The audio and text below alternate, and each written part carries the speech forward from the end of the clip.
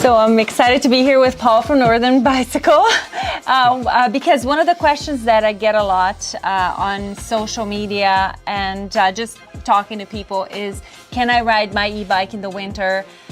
What if I ruin it? What do I have to do to keep it clean? Mm-hmm. So I was really excited when you said that you could meet with us and talk a little bit about how to do the maintenance, the daily, the weekly, mm-hmm. and seasonal. So if you want to take it away. Yeah, absolutely. Yeah. I mean, we hear that too. It's kind of makes sense to be a question in Winnipeg because we get winter, 10 months of the year it seems some years.